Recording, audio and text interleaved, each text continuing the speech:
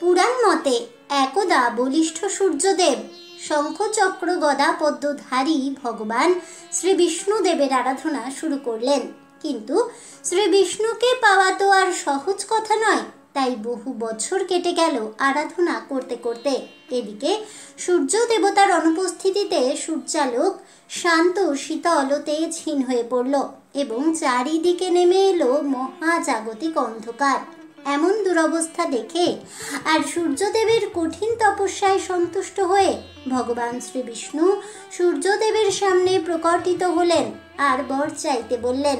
সূর্যদেব জানালেন, হে বিষ্ণু, আমি এমন একটি কন্যা সন্তান পেতে চাই যে কন্যার সাথে আপনি অনন্তকাল বিরাজ করবেন।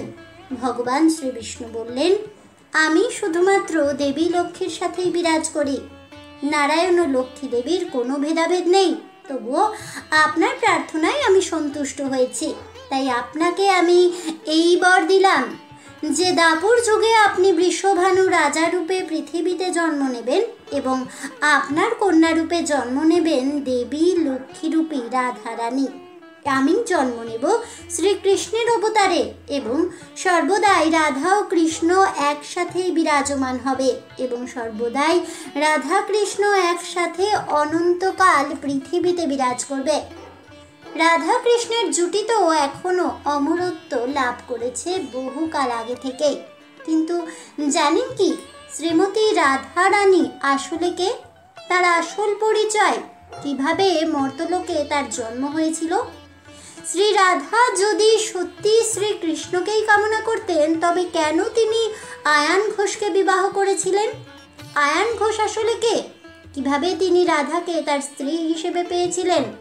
জানেন কি বন্ধুরা, এই সব তথ্যই থাকছে আমার আজকের এই ভিডিওটিতে, তাই অবশ্যই ভিডিওটি স্কিপ না করে শেষ পর্যন্ত দেখতে থাকুন। নমস্কার বন্ধুরা, অজানার পথের নতুন পর্বে আপনাদের সকলকে স্বাগত জানাই। হিন্দু পুরাণে রাধা কৃষ্ণের প্রেম কাহিনী কথা সবাই জানে। স্বামী থাকা সত্ত্বেও শ্রীমতী রাধারানী কৃষ্ণের সাথে বিবাহ বহির্ভূত সম্পর্কে জড়িয়ে পড়েন, আর সেই প্রেম কথা চিরকালীন অমরত্ব লাভ করে। হিন্দু লোকাচার যেখানে বিবাহ বহির্ভূত সম্পর্ককে মান্যতা দেয় না, সেখানে এই সম্পর্ক কিভাবে অমর কাহিনী হিসেবে প্রতিষ্ঠা পেল তা অবাক করে বই কি। পুরাণ কাহিনী অনুযায়ী শ্রীকৃষ্ণ আসলে নারায়ণেরই একটি রূপ এবং রাধারানী স্বয়ং মা লক্ষ্মী দেবীর রূপ। রাধাকৃষ্ণের প্রেম মানুষের সাথে ভগবানের চিরকালীন প্রেমেরই প্রতিচ্ছবি। রাধারূপী লক্ষ্মী যদি শ্রীকৃষ্ণের সঙ্গিনী হতেই মর্তে অবতীর্ণ হয়েছিলেন, তবে কেন ভগবান শ্রীকৃষ্ণকে ছেড়ে আয়ানকে বিবাহ করেছিলেন তিনি? উপকথায় পাওয়া যায় যে আয়ানের আসল নাম হলো অভিমন্যু। গোকুলের কাছেই জারত নামের একটি গ্রামে তার বসবাস ছিল। পেশায় ছিলেন তিনি দুধের ব্যবসায়ী। তার বাবার নাম গোলা, মা জটিলা ও বোন কুটিলা। সম্পর্কে তিনি ছিলেন শ্রীকৃষ্ণের পালিকা মাতা যশোদার দূর সম্পর্কের ভাই। তার সাথে রাধার বিবাহের মূল উদ্যোক্তা ছিলেন শ্রীকৃষ্ণের পালক পিতা নন্দ। কালীভক্ত আয়ান পূজা অর্চনা নিয়েই ব্যস্ত থাকতেন। অন্য কোনো বিষয়ে তার বিশেষ কোনো আগ্রহ ছিল না। এখানেই প্রশ্ন জাগে, মা লক্ষ্মীর অবতার রাধা, যিনি ভগবান শ্রীকৃষ্ণের চিরকালীন সঙ্গী, কেন আয়ানকে তিনি বিয়ে করলেন? লোককথা বলছে যে গত জন্মে আয়ান দেবী লক্ষ্মীকে স্ত্রী হিসেবে পেতে কঠোর তপস্যা শুরু করেন, কিন্তু তাকে এই বর দেওয়া সম্ভব নয় বলেই সম্পূর্ণ রূপে জানিয়ে দেন নারায়ণ। তাতে দুঃখ না পেয়ে নিজের চারপাশে আবারও আগুন জ্বেলে আরও কঠিন তপস্যা শুরু করলেন আয়ান। তখন বাধ্য হয়ে নারায়ণ তাকে বলেন যে পরের জন্মে তিনি রাধারূপী লক্ষ্মী দেবীকে স্ত্রী হিসেবে পাবেন, কিন্তু সে জন্মে আয়ানকে নপুংসক হয়ে জন্মাতে হবে। রাধা আয়ান ঘোষকে বিবাহ করলেও তাদের মধ্যে স্বামী স্ত্রীর কোনো সম্পর্ক বিদ্যমান ছিল না। অন্য একটি লোককথা বলছে, একবার শিশুকালে রাধা ও কৃষ্ণ পায়ে হেঁটে বৃন্দাবন যাচ্ছিলেন। সেই সময় ক্লান্ত হয়ে একটি বটগাছের নিচে তারা বিশ্রাম নিতে বসেন। খেলার ছলে তারা বিয়ে করতে শুরু করেন। সেই বিয়ের আচার সম্পূর্ণ করেন খোদ ব্রহ্মদেব। বিয়ের সাক্ষী ছিলেন সব দেবতাগণ। কৃষ্ণের সঙ্গে আগেই বিয়ে হয়ে যাওয়ায় আয়ানের সঙ্গে রাধার বিয়ে বৈধ নয় বলেই জানাচ্ছে কোনো কোনো লোককথা। এই সমস্ত লোককথা রাধা কৃষ্ণের সম্পর্ককে বিবাহ বহির্ভূত বলতে রাজি নয়। তাহলে রাধা কৃষ্ণের মধ্যে আসলে সম্পর্কটা কি? শ্রীকৃষ্ণ দাস কবিরাজ গোস্বামী কর্তৃক শ্রী চৈতন্য চরিতামৃত গ্রন্থে বলা হয়েছে, শ্রী রাধিকা শ্রীকৃষ্ণের প্রণয়ের বিকার স্বরূপ, সুতরাং শ্রীমতী রাধারানী শ্রীকৃষ্ণের লাদিনী শক্তি। এই জন্য শ্রীমতী রাধারানী ও শ্রীকৃষ্ণ একাত্ম হলেও তারা অনাদিকাল থেকেই পৃথক দেহ ধারণ করে আছেন। এখন সেই দুই চিন্ময় দেহ পুনরায় একাত্ম হয়ে শ্রীকৃষ্ণ চৈতন্য নামে প্রকট হয়েছেন। শ্রীমতী রাধারানীর এই ভাব ও কান্তিযুক্ত শ্রীকৃষ্ণ স্বরূপ শ্রীকৃষ্ণ চৈতন্যকে আমি প্রণতি নিবেদন করি। লীলা পুরুষোত্তম ভগবান শ্রীকৃষ্ণ হচ্ছেন সর্বশ্রেষ্ঠ শক্তিমান পুরুষ। যেহেতু তিনি শক্তিমান পুরুষ, তাই তার থেকে অনন্ত শক্তি প্রকাশিত হয়েছে, যেমন সৃষ্টি শক্তি, লীলা শক্তি, ইচ্ছা শক্তি, জীব শক্তি, মায়া শক্তি, শ্রী যোগমায়া আদি ষড়শ শক্তি, তাছাড়া অন্তরঙ্গা শক্তি ইত্যাদি। চিন্ময় জগৎ গোলকের সমস্ত কার্যকলাপ শ্রীকৃষ্ণের অন্তরঙ্গা শক্তির দ্বারা সম্পন্ন হয়।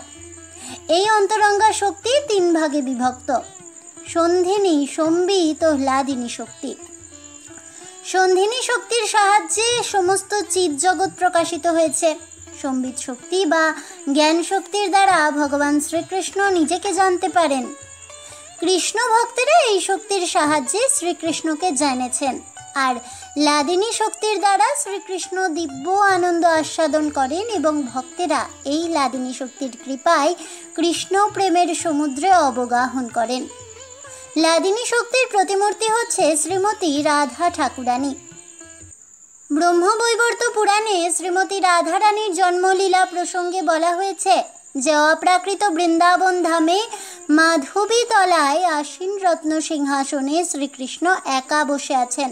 তখন তিনি লীলা বিলাস করতে ইচ্ছা করায় সঙ্গে সঙ্গে তার বাম অঙ্গ থেকে লাদিনী শক্তি শ্রীমতী রাধারানী প্রকটিত হন।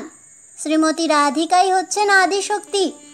তার গাত্র বর্ণ তপ্ত সোনার মতো এবং সমস্ত অঙ্গ সৌষ্ঠব নানা রকম রত্ন অলঙ্কারে বিভূষিতা। তিনি লীলা বিলাসের দ্বারা শ্রীকৃষ্ণের সন্তোষ বিধান করেছিলেন। আরও অধিকভাবে শ্রীকৃষ্ণের আনন্দ বিধানের জন্য তিনি নিজের অঙ্গ থেকে অসংখ্য গোপিকাদের প্রকাশ করেন এবং এই সমস্ত ব্রজাঙ্গনারা রূপে গুণে সর্বোত্তমা ছিলেন। সুতরাং শ্রীমতী রাধারানী ও তার কায়বুদ্ধ গোপিকাদের মায়াবদ্ধ জীবদের মতো জন্মগ্রহণ করতে হয়নি। তারা শ্রীকৃষ্ণের লাদিনী শক্তির প্রকাশ। তারা গোলকে শাশ্বত কাল ধরেই অবস্থান করছেন এবং শ্রীকৃষ্ণের সঙ্গে লীলা বিলাস করে কৃষ্ণ প্রেম আস্বাদন করছেন। যেহেতু আমরা মায়াবদ্ধ জীব, তাই তাদের কৃপা করবার জন্য তারা আমাদেরই মতো জন্মলীলা পরিগ্রহ করেন।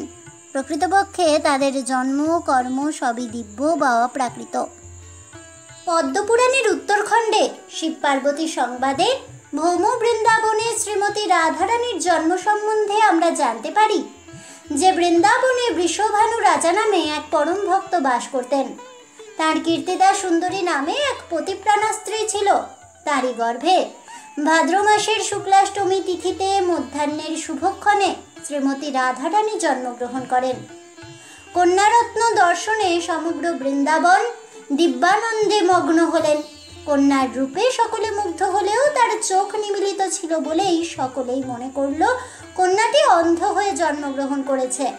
রাধারানীর চোখ মুদ্রিত হয়ে থাকার কারণ হচ্ছে, একদিন গোলকে কৃষ্ণ রাধারানীকে জ্ঞাপন করলেন যে তিনি অতি শীঘ্রই পৃথিবীতে অবতরণ করবেন। সুতরাং রাধারানী যেন সেখানেই অবতরণ করেন, কেননা সেখানে উভয়ের মধ্যে বিচিত্র মাধুর্য লীলাবিলাস হবে। শ্রীকৃষ্ণের কথা শ্রবণ করে রাধারানী বললেন যে যদি তাকে পৃথিবীতে অবতরণ করতে হয় তাহলে তো পরপুরুষের মুখ দর্শন করতে হবে। কিন্তু রাধারানী যে শ্রীকৃষ্ণের রূপ মাধুরী ছাড়া অন্য কিছুই দর্শন করেন না, তাই তার পক্ষে পৃথিবীতে জন্মগ্রহণ করা কিভাবে সম্ভব? রাধারানীর যুক্তিসঙ্গত কথা শুনে শ্রীকৃষ্ণ বললেন, যে সেজন্য তার চিন্তার কোনো কারণ নেই। রাধারানী সবসময় কৃষ্ণকে দেখতে পাবেন।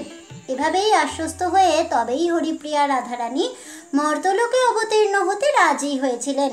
প্রকৃতপক্ষে ভৌম জগতের বৃন্দাবন ধাম আর চিন্ময় জগতের সর্বোচ্চ লোক গোলক বৃন্দাবনের মধ্যে কোনোই পার্থক্য নেই।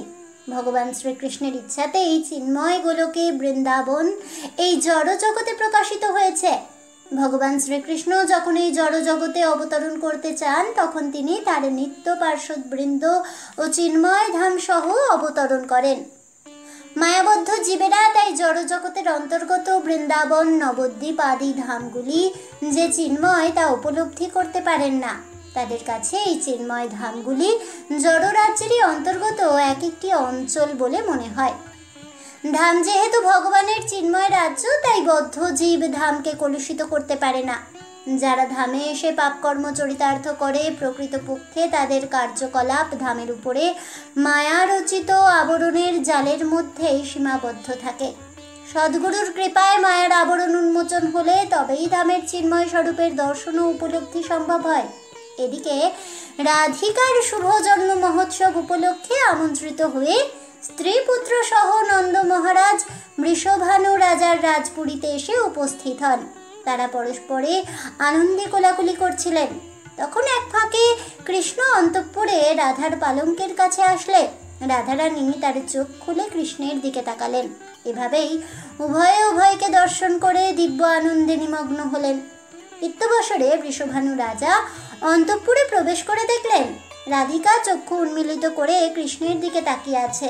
তখন তিনি আনন্দের আতিশয্যে উভয়কে কোলে তুলে নিলেন এবং বুঝতে পারলেন যে কৃষ্ণই রাধাকে চক্ষু দান করেছেন। রাধার চক্ষু উন্মিলনের খবর পাওয়া মাত্রই সমগ্র ব্রজবাসীরা আনন্দে উৎফুল্ল হয়েছিলেন। আজ এ পর্যন্তই। জয় পরম পুরুষ ভগবান শ্রী বিষ্ণুর জয় হোক। জয় হোক ভগবান শ্রীহরি শ্রীকৃষ্ণের। জয় হোক শ্রীমতী রাধা ঠাকুরানীর। এই বলে আমার আজকের ভিডিওটি আমি এখানেই শেষ করছি। হরে কৃষ্ণ কৃষ্ণ কৃষ্ণ হরে হরে, হরে রাম রাম রাম হরে হরে, রাধে রাধে। তাহলে বন্ধুরা, শ্রীমতী রাধা ঠাকুরানীর জন্মলীলা রহস্য কাহিনী জানতে পেরে আপনাদের কেমন লাগলো অবশ্যই আমাকে কমেন্টে জানাবেন। ভিডিওটি ভালো লেগে থাকলে লাইক শেয়ার করতে ভুলবেন না। আমার চ্যানেলের নতুন বন্ধু হয়ে থাকলে চ্যানেলটিকে সাবস্ক্রাইব করে দেবেন। পাশে থাকা বেল বাটনটি প্রেস করে রাখবেন নতুন ভিডিওর নোটিফিকেশন পাওয়ার জন্য। দেখা হচ্ছে পরের ভিডিওতে। ততক্ষণ সবাই ভালো থাকুন, সুস্থ থাকুন আর অবশ্যই সঙ্গে থাকুন আর দেখতে থাকুন অজানার পথে।